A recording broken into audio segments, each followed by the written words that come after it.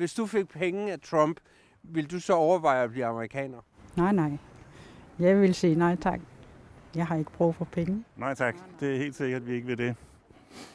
If he is willing to give you like a check of 300,000 kroner. No, he could never buy us. Ever in my life, I would. 500,000? No. A million? Not You can say any number, any number in the world, and we'll know. And we'll say no. It belongs to us and only us only. Altså, man kan jo ikke købe et land. Jeg tror ikke, det kan ikke overtale. Kan man købe en grønlænder? Nej, jeg tror ikke, man kan købe folk. Nej, altså, jeg synes ikke.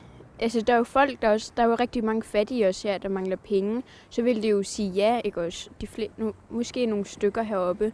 Men ellers så tror jeg, altså, nogle gange, jeg tror ikke rigtig, de ved, hvad det er, så heller. Men nej, det tror jeg ikke.